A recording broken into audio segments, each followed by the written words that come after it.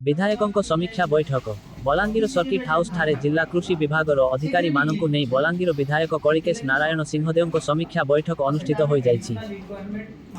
बलांगीर जिले में 250-260 टंकार सारटा 700 टंकार बिक्री होछि अभियोग पाइछु।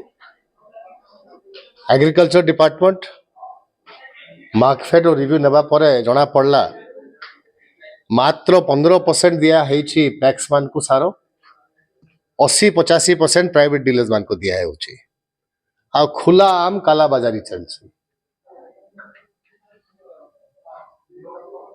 डिपार्टमेंट निजे स्वीकार करला सोनपुर रे हाराहारी 50% सारोटा पैक्स द्वारा बंटन होछि जहा द्वारा गवर्नमेंट रेंटा मेंटेन करा होछि। को कारण बलांगीर रे गोटे आर्टिफिशियल शॉर्टेज फर्टिलाइजर रो सारो रो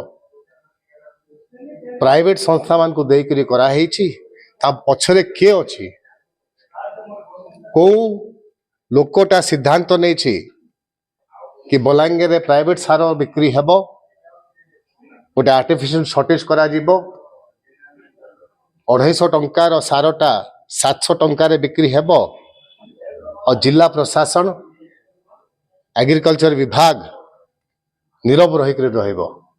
एटा चासी मान को ऊपर अन्याय अछि।